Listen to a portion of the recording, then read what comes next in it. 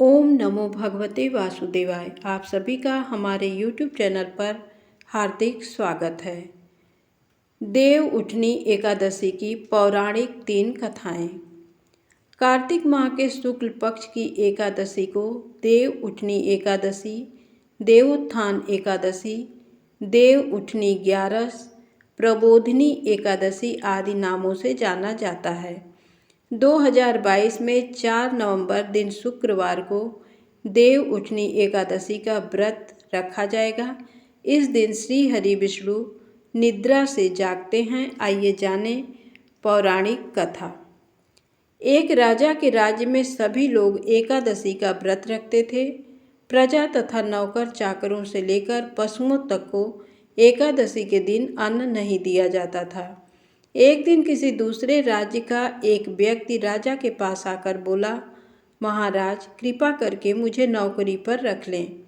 तब राजा ने उसके सामने एक शर्त रखी कि ठीक है रख लेते हैं, किंतु रोज तो तुम्हें खाने को सब कुछ मिलेगा, पर एकादशी को अन्न नहीं मिलेगा।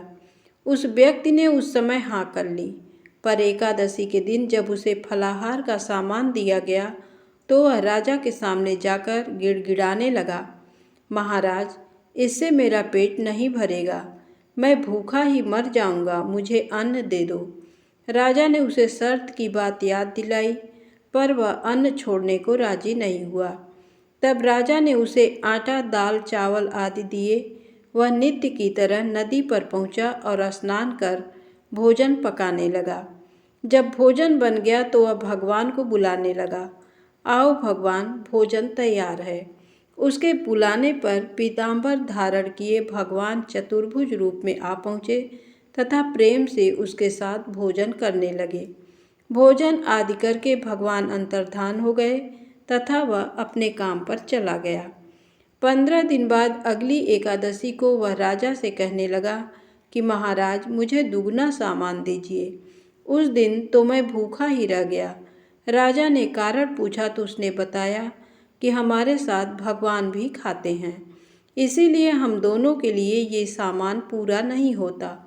यह सुनकर राजा को बड़ा आश्चर्य हुआ। वह बोला, मैं नहीं मान सकता कि भगवान तुम्हारे साथ खाते हैं। मैं तो इतना व्रत रखता हूँ, पूजा करता हूँ, पर भगवान ने मुझे कभी दर्शन नहीं दिए। राजा की बात सुनकर वह बोला, महाराज यदि विश्वास ना हो तो साथ चलकर देख लें। राजा एक पेड़ के पीछे छिपकर बैठ गया। उस व्यक्ति ने भोजन बनाया तथा भगवान को शाम तक पुकारता रहा, परंतु भगवान नहीं आए। अंत में उसने कहा, हे भगवान यदि आप नहीं आए तो मैं नदी में कूदकर प्राण त्याग दूंगा। लेकिन भगवान नहीं आए। तब वह प्राण त्यागने के उद्देश्य से नदी की तरफ बढ़ा। प्राण त्यागने का उसका दृढ़ इरादा जान शीघ्र ही भगवान ने प्रकट होकर उसे रोक लिया और साथ बैठकर भोजन करने लगे। खा पीकर वे उसे अपने विमान में बिठाकर अपने धाम ले गए। ये देख राजा ने सोचा कि व्रत उपवास से तब तक कोई फायदा नहीं होता जब तक मन शुद्ध ना हो। इससे राजा को ज्ञान मिला। वह भी मन से व्रत उपवास करने लगा और अंत में स्वर्ग को प्राप्त हुआ।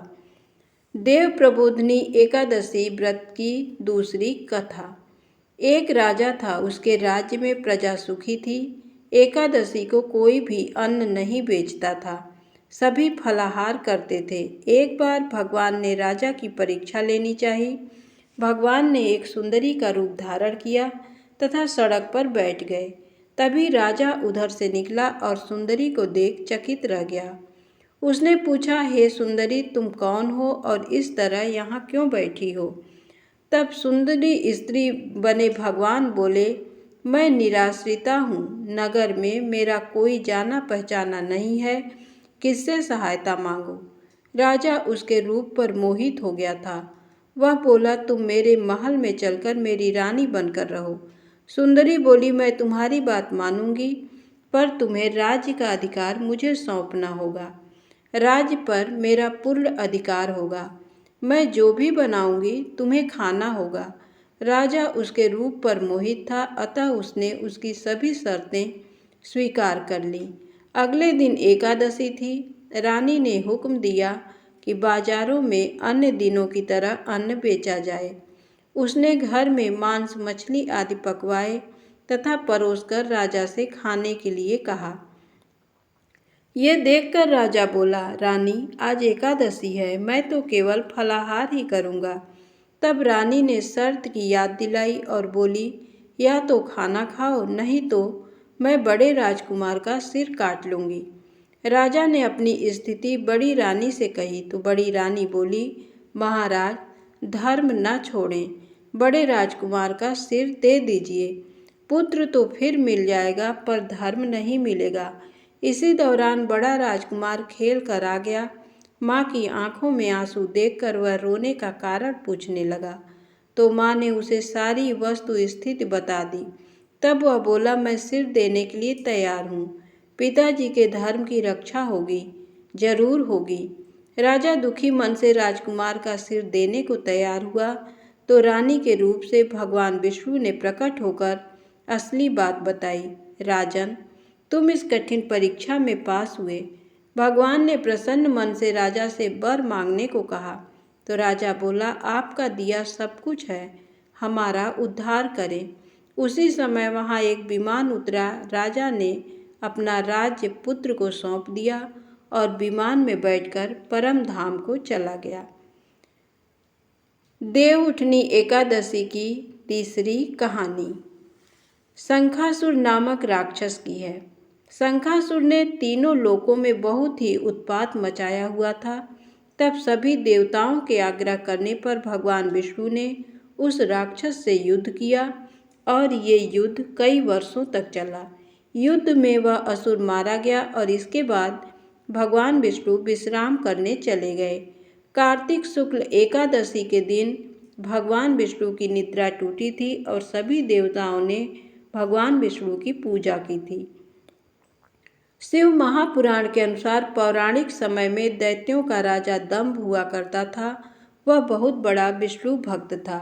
कई सालों तक उसके यहाँ संतान नहीं होने के कारण उसने शुक्राचार्य को अपना गुरु बनाकर उनसे श्री कृष्ण मंत्र प्राप्त किया। ये मंत्र प्राप्त करके उसने पुष्कर सरोवर में घोर तपस्या की। भगवान विष्णु उसकी तपस्या से प्रसन्न हुए और उसे संतान प्राप्ति का वरदान दे दिया। भगवान विष्णु के वरदान से राजा दंभ के यहाँ एक पुत्र ने जन्म लिया। इस पुत्र का नाम शंखचूड़ रखा गया। बड़ा होकर शंखचूड़ ने ब्रह्मा जी को प्रसन्न करने के लिए पुष्कर में घोर तपस्या की। उसकी तपस्या से प्रसन्न होकर ब्रह्मा जी ने उसे वरदान मांगने को कहा। तब शंखचूड़ ने वरदान मांगा कि वह हमेशा अजर अमर रहे और कोई भी देवता उसे नहीं मार पाए। ब्रह्मा जी ने उसे ये वरदान दे दिया और कहा कि वह बद्री बन जाकर धर्मध्वज की पुत्री तुलसी जो तपस्या कर रही है उससे विवाह कर लें। शंखचूड़ ने वैसा ही किया और तुलसी के साथ विवाह के बाद सुखपूर्वक रहने लगा। उसने अपने बल से देवताओं, असुरों, दानवों, राक्षसों, गंधर्वों, नागों, किन्नरों, मनुष्यों तथा त्रिलोकी के सभी प्राणियों पर विजय प्राप्त कर ली। वह भगवान श्री कृष्ण का परम भक्त था। शंखचूड़ के अत्याचारों से सभी देवता परेशान होकर ब्रह्मा जी के पास गए और ब्रह्मा जी उन्हें भगवान विष्णु के पास ले गए। भगवान विष्णु ने कहा कि शंखचूड़ की मृत्यु भगवान शिव के त्रिशूल से ही होगी, अतः आप उनके पास जाएं।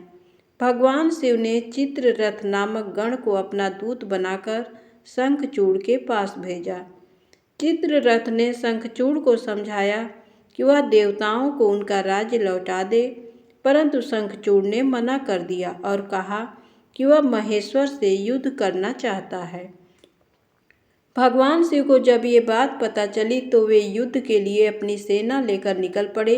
इस तरह देवता और दानवों में घमासान युद्ध हुआ, परंतु ब्रह्मा जी के वरदान के कारण शंखचूड़ को देवता नहीं हरा पाए। भगवान शिव ने शंखचूड़ का वध करने के लिए जैसे ही अपना त्रिशूल उठाया तभी आकाशवाणी हुई कि जब तक शंखचूड़ के हाथ में श्रीहरि का कवच है और इसकी पत्नी का सतीत्व अखंडित है तब तक इसका वध असंभव है। आकाशवाणी सुनकर भगवान विष्णु वृद्ध ब्राह्मण का रूप धारण कर शंखचूड़ के पास गए और उससे श्री हरि कवच दान में मांग लिया। शंखचूड़ ने वह कवच बिना किसी संकोच के दान कर दिया। इसके बाद भगवान विष्णु शंखचूड़ का रूप बनाकर तुलसी के पास गए। शंखचूड़ रूपी भगवान विष्णु ने तुलसी के महल के द्वार पर जाकर अपनी विजय होने की सूचना दी। यह सुनकर तुलसी बहुत प्रसन्न हुई और पति रूप में आए भगवान का पूजन किया व रमण किया। ऐसा करते ही तुलसी का सतीत्व खंडित हो गया और भगवान शिव ने युद्ध में अपने त्रिशूल से शंखचूड़ का वध कर दिया।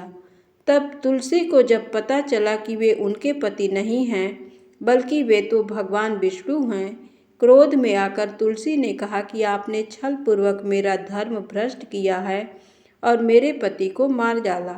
अतः मैं आपको श्राप देती हूँ कि आप पाषाण होकर धरती पर रहें।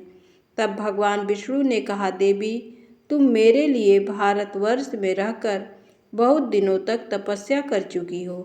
तुम्हारा ये शरीर नदी रूप में बदलकर गंडकी नामक नदी में के रूप में प्रसिद्ध होगा। तुम पुष्पों में श्रेष्ठ तुलसी का वृक्ष बन जाओगी और सदा मेरे साथ रहोगी।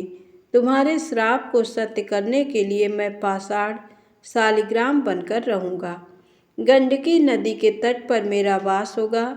देव प्रबोधिनी एकादशी के दिन भगवान शालिग्राम व तुलसी का विवाह संपन्न कर मांगलिक कार्यों का प्रारंभ किया जाता है। हिंदू धर्म मान्यता के अनुसार इस दिन तुलसी शालिग्राम विवाह करने से अपार पुण्य की प्राप्ति होती है। धन्यवाद।